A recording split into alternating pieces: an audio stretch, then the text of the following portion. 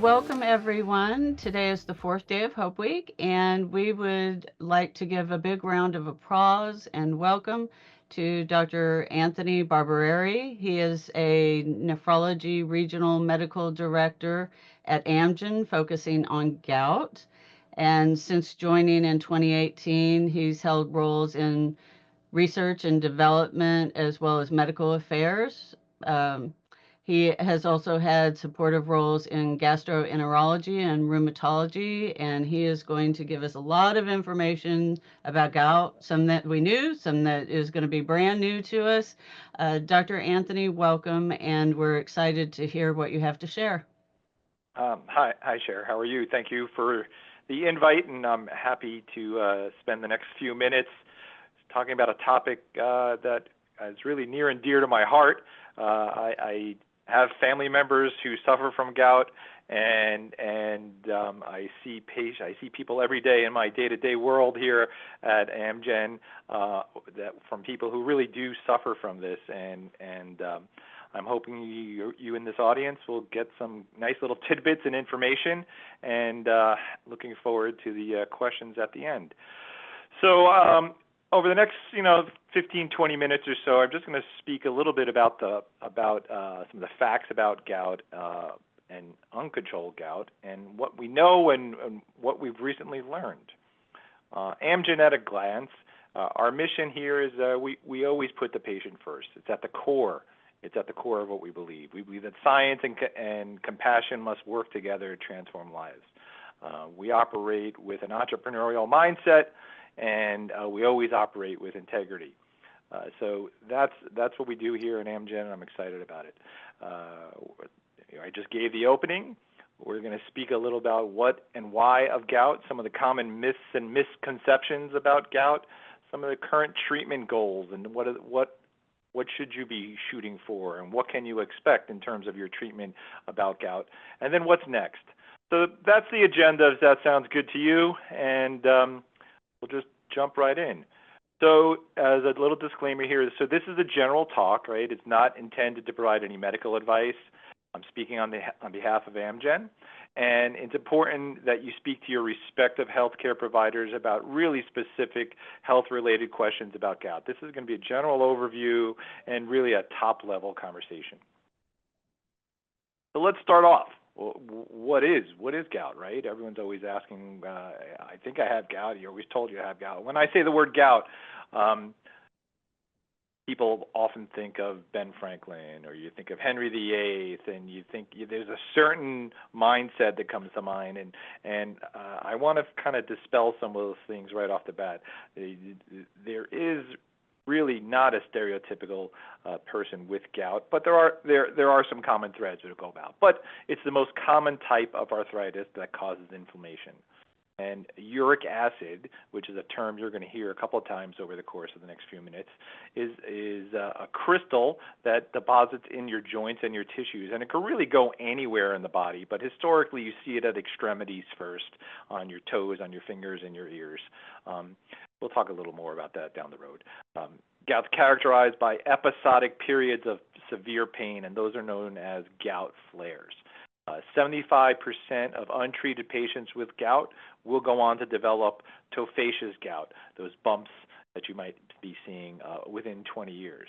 So what's the definition of it? How do we determine it as clinicians? What are we looking for? And uncontrolled gout is gout that is not responsive to current medical management. And your uric acid, which is a number, a blood draw, and you get this number, it's your serum uric acid. It's on a scale. We're going to talk about that in a little bit. But when your uric acid is above 6 and you have 2 or more flares in 1 year, or you have tophi, these clumps of uric acid, that's how it is formally defined of the difference between just having hyperuricemia, your uric acid is elevated, versus gout, which is when your uric acid is elevated, and then you also have these other things, flares and tophi. I'm going to move on to the next slide. Okay. So who gets gout? So gout historically is more common in men than women, and that's usually the case because women have estrogen until menopause, and estrogen is actually a uricosuric or class of medications that can help control your uric acid levels. So you see more men than women until menopause, and then it equals out. Genetics really do play a significant role in gout, and that's one of the learnings over the last few years. It used to that was not the case. We really thought it was initially thought it was a disease. Really, it's a lifestyle disease. You were eating the wrong food, you were not taking care of yourself as well, and you had gout. But now we know that's actually a minor part. Genetics is really more the predominant player when you're thinking about gout. And gout, again, the last bullet here is another inflection point where we learn things differently. It used to just be thought of as a soft tissue injury. So you have gout, and it's going to affect your toes and your fingers and maybe your ears, and that's what it helps. But we actually know now it's more of a systemic disease, and gout can be associated with a lot of other comorbidities or other health issues, such as metabolic syndrome, high blood pressure, heart disease, diabetes, and the big one is kidney disease. So what causes gout, right? So gout is usually caused by a buildup of too much uric acid. So gout can have an increase in purine intake on metabolism. That's known as some of the overproduction of uric acid. Diets rich in purines like organ meats, red meat, seafood, things like that can really have an effect, not a dramatic effect, but can have an effect on the overproduction of uric acid, and that can cause some accelerated purine synthesis as well. And you can also have what's called under-excretion of uric acid, where your body is just not clearing your uric acid as quickly as it should. And people with chronic kidney disease, as I spoke to a little earlier, maybe have an impaired renal glomerular filtration rate or reduced uric acid excretion. People with chronic kidney disease have those issues. You can also have things that you maybe are taking for other illnesses that can affect renal transport, like thiazide diuretics or loop diuretics. Lasix is one of the more common ones that a lot of people speak to. And then we now know that there's actually some genetic factors, mutations in specific renal transporters. You might hear like the URAT9 or the URAT1 or the GLUT9 transporters. They can really reduce the efficiency of uric acid excretion. So what happens with this? You get uric acid can form crystals that deposits on joints, and when you're looking at the top right corner there, that's a newer imaging study called a DECT, a dual energy CAT scan. It's a relatively new software package and new method that we can get some really accurate imaging of where people have uric acid crystals, and those green images, those green spots that you're seeing on that top right corner are uric acid buildup. And on the bottom, you just see a normal photo of that, and you can see some of those bumps over the index finger and the knuckle and the ring finger, and that's what you typically see some of the tophus or tophi, as we're calling them here. So that's what you would see there. So uric acid is a natural substance, right? We all produce it as we just normal metabolism, normal homeostasis. As you're metabolizing purines, when it breaks down, you naturally make uric acid. And as I said, there are some foods that can increase the level of uric acid in your body that you're spelling out there: beer, alcohol, shellfish. In particular, high fructose corn syrup is a really big culprit, and in the U.S. we have a lot of high fructose corn syrup in our diet, but that is actually a really big culprit that accelerates purine breakdown. So diet choices can't cure gout, but they can help lower it a little bit. It put you over that hump if you're maybe on the precipice of having a flare or not. So what are some of the symptoms you might see? And in this visual that they're showing there, that big bump on the toe, when that flares up, that's a tophus. When that flares up, that is a gout flare. It's a sudden attack. It's a severe pain. It's often rated as one of the most painful things people will go through in their lives. So men in particular, yeah, say they don't compare it to giving birth, but they're like, oh my gosh, it's as painful as giving birth. So it's a sudden attack of severe pain. Other symptoms that you can see over that area: redness, heat, and swelling. It often affects the big toe, and sometimes you might hear that that's the MTP joint, or it's often called the podagra, which is from the Greek podos, foot. Agra is like a trap or a seizure, so it's a painful, sudden pain, almost like if your foot was caught in a trap, and that's where the Greeks came up with the phrase podagra. After you have that first flare, you have an 84% likelihood of having another one within 3 years. So once you start having flares, unless they're managed, unless you're treated for that, they're going to progress and get worse. So what is this whole spectrum of gout? What are some of the facts and figures? And I have to tell you, this is a little outdated slide. All these numbers are a little more elevated at this point. U.S. adults diagnosed with gout at the time when this slide was written, it was 9.5 million. We now know it's 12.1 million. Gout patients on medication are about 3.5 million. Gout patients with poorly controlled gout, 1.3 million. And refractory gout. That includes patients who are on medications or other treatments and they still can't control their gout, meaning get that uric acid below 6 and are still having flares. And patients with chronic gout and visible tophi up to 41,000. So all those numbers are really a little bit underestimated, and it's something that is more prevalent here in the U.S. in particular. So I've been mentioning the word tophi, and what are tophi? They're often these bumps, and that you see. They're often confused. The one on the right, they might say, "Oh, it's a bunion. It's not a tophi or tophus, plural." So they are really deposits of uric acid crystals, and people think of them as lumps. They could be hard and crunchy sometimes. Sometimes they're visible, and sometimes they're not, because they do. The crystals do grow out, but sometimes it's not on a XYZ plane, so it might not be popping up. It might just be tracking along a bone, so you won't necessarily see that bump. It all depends on how that particular crystal is actually being deposited and built up along the way. And interestingly enough, the reason why you traditionally see them first on extremities, because your extremities are just tenths of a degree cooler than 98.6, and these crystals precipitate out and become crystals in cooler temperatures and cooler areas of your body. That's why you usually will see them first on your fingers and your toes or on your ears, because you're actually not 98.6 there. Maybe you're 98.5 or 98.4 or 3. And just that little variation in temperature is the inflection point when you go from not having crystals to actually developing crystals. So the more gout buildup, the more harm you can do. Uric acid crystals are just that, right? There are crystals that can really build up anywhere, and I kind of buried the lead in that last slide. It does happen in extremities more than centrally, but it can happen centrally. Uric acid buildup in organs as the disease becomes more severe.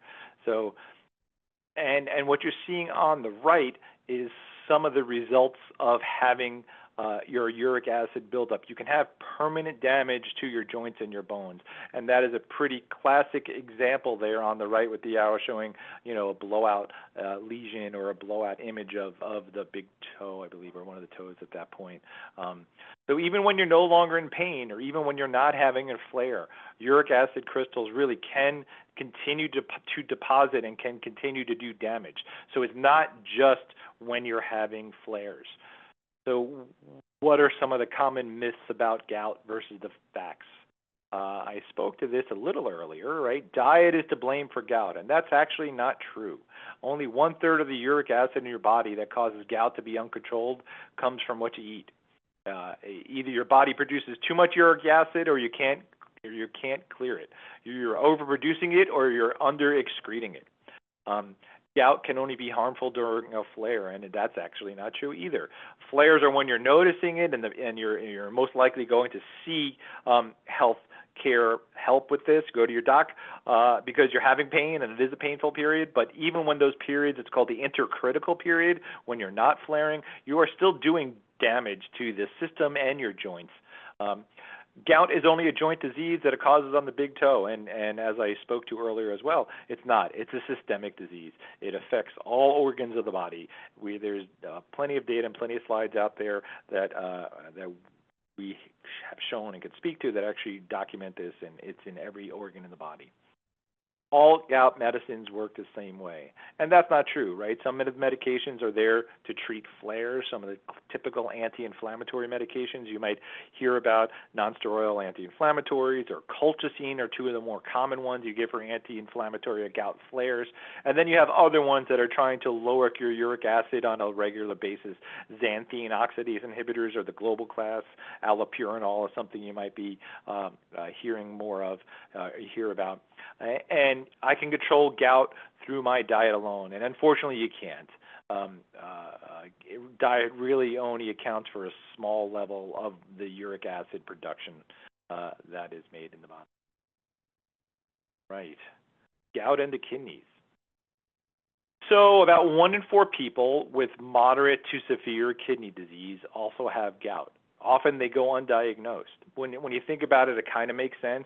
As we've been saying, gout is an issue of under-excretion. You can't clear it from your body efficiently. And if you have a sick kidney, if you have kidney disease, then the efficiency of your kidney to clear it is even less.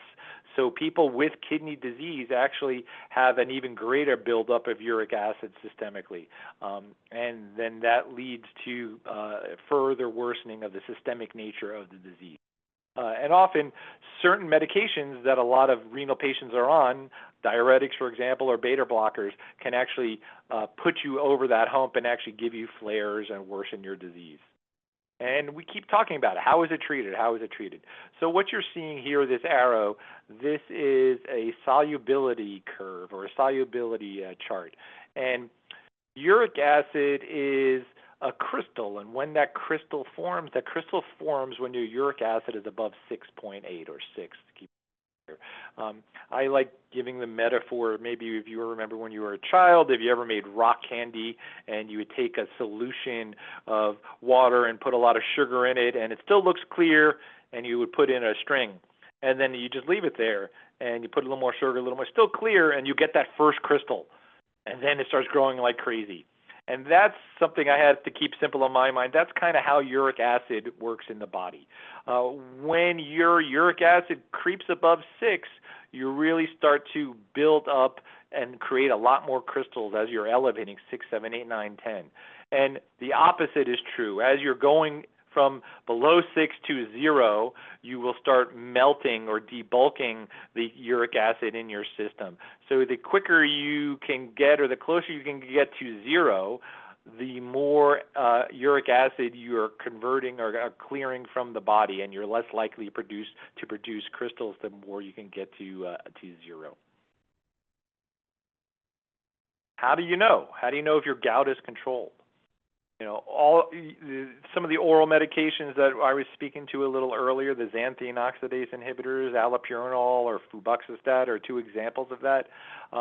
If your uric acid is still above 6, you might not be on the right medication or the right doses. If you're still having flares on those medications, you might, again, need to get your dose adjusted or talk to your healthcare prescriber about maybe it's some other medications. If you're still having tophi, if you're still having pain, all of these things are important to keep in mind for if you're on these medications and you're still having flares, you're still having pain, your tophi aren't getting better, that's the time when you got to be an advocate for yourself and have that conversation with your healthcare prescriber, with your doctor, and maybe readjust and figure out what do we need to tweak here to make sure that my uric acid is below 6 and I'm not having any of those symptoms.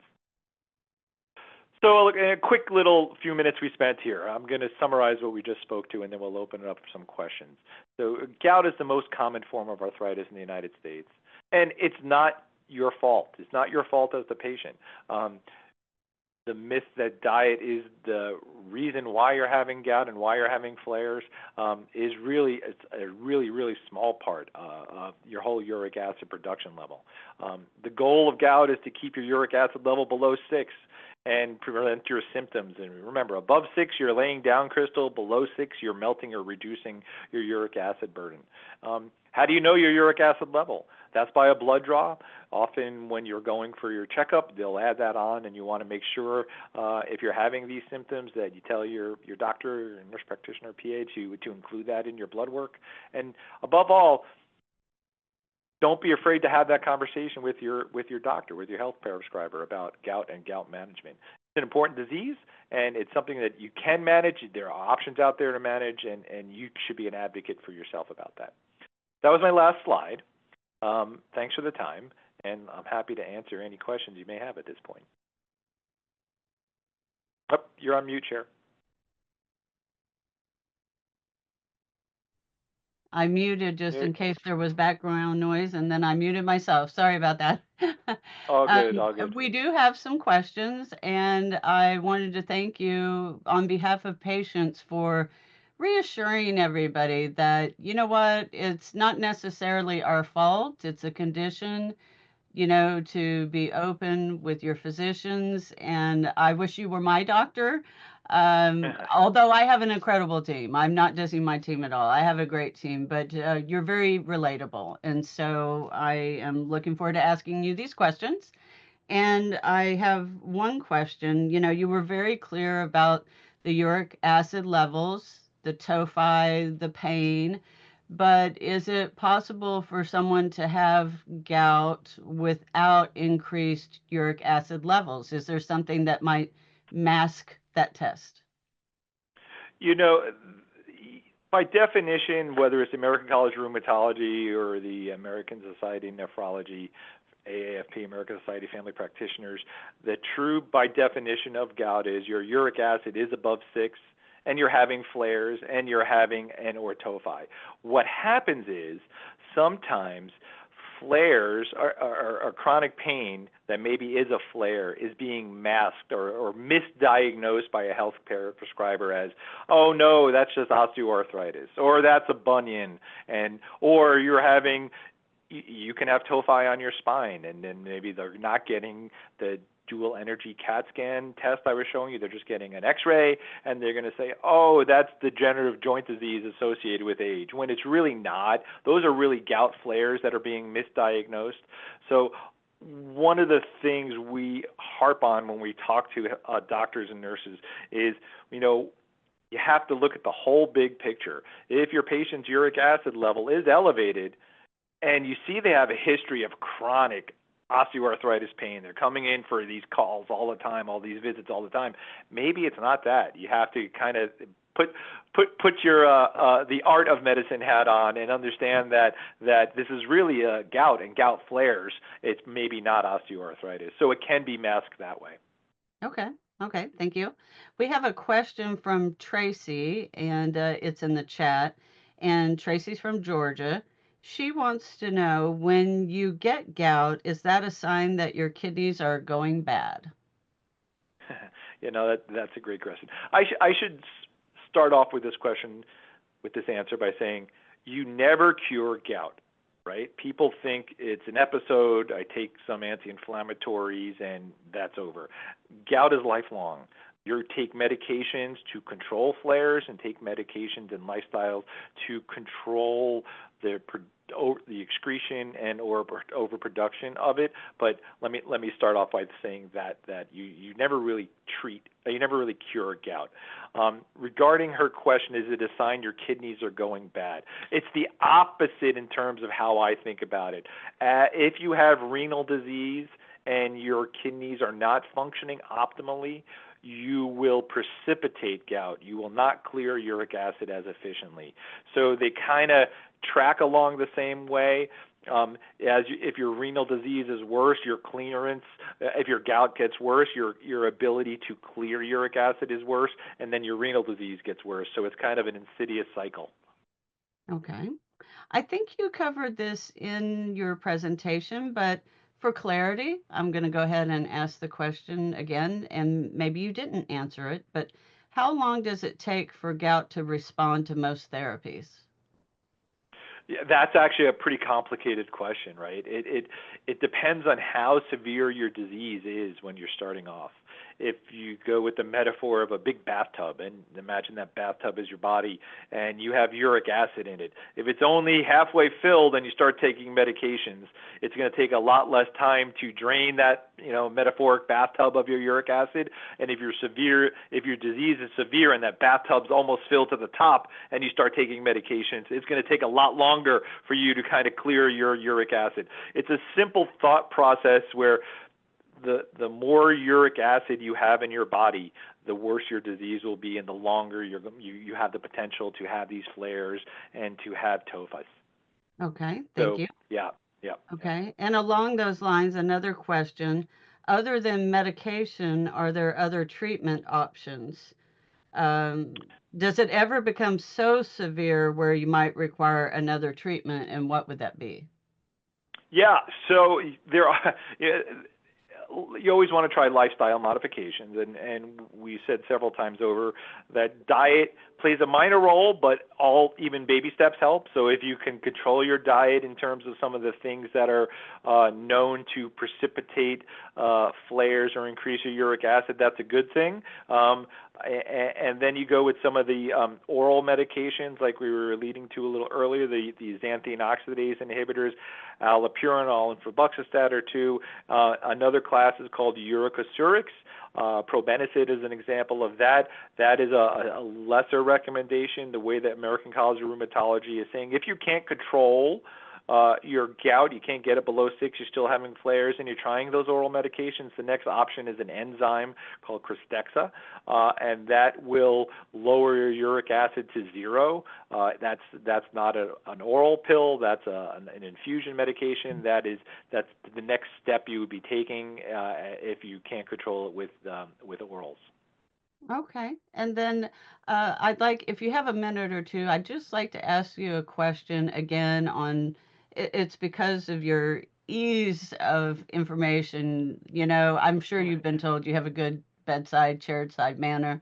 And Thanks. many of us who have kidney disease, I have gout. I was diagnosed not too long ago. I am thankful to know I live on the Texas Gulf Coast, and I'm thankful that I can continue to have my shrimp, right? Yep. As Yep. long as Yep. as long as my numbers are okay, right? And I wanted to know because I have chronic pain from the tophi. How do we communicate best with our doctors where we can get um, a good response, clarity with our physicians? Many of us have chronic pain. It's not unusual. Sometimes we have acute pain, but from your perspective, I'm a patient, I'm sitting in your chair, and I have this pain. It's been going on for a while. How can I best communicate with you and you listen and you understand what I'm getting at? Yeah, that's a great question, right? Chronic pain is one of the things every healthcare prescriber struggles with. It's hard to often manage that adequately and over a longer period of time. I think one of the first things you can do, one of the best things you can do, is be members of organizations like this, where knowledge is power, right? Healthcare prescribers, physicians are humans. They're not omnipotent. They maybe don't know everything. So be your best advocate. Be your best informed person. I never objected to. I don't know everything, right? I never objected to people speaking to me and saying, "Hey, I know we're thinking A. It could be B. What do you think of that?" I never thought about that. Let's noodle that a little more. So be your best advocate. If you are having chronic pain and what you're trying to do to alleviate that is not working, be a voice. Say, hey, my parents had gout, my dad had gout, my aunt had gout. I think this is a tophus on my toe. Maybe they haven't even looked at your extremities. If you only have 10 minutes to see a patient, it might be lower on the differential diagnosis of what they're going to be able to see you in that one visit.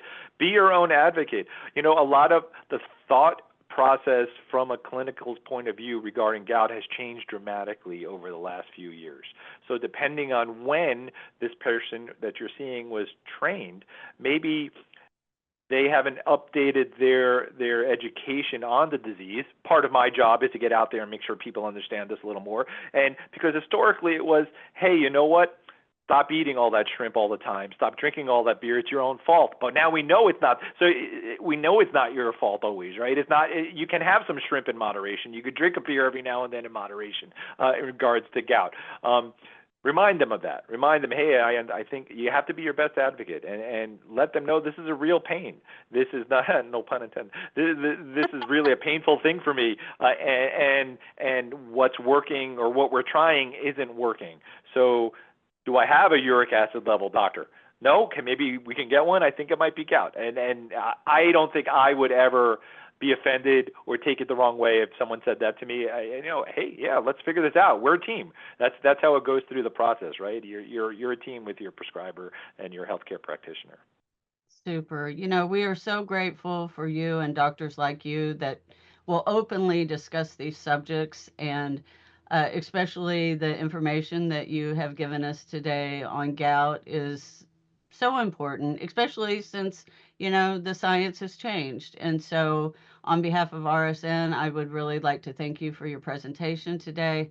And wow, the gratitude is enormous for you. Oh, so nice of you to say. Thank you for the opportunity. Yeah, I always like speaking in front of people that want to learn more and hopefully gather one or two nuggets or something we spoke about here over the last few minutes, and then that's how you build. That's how you build on things. We'll You keep that definitely momentum gave going. us nuggets, not crystals. So There, I love thank it. you I love very it. I much, love it. Dr. Barbary. All right, you have a nice weekend. Thanks. Okay, you too. Thank you.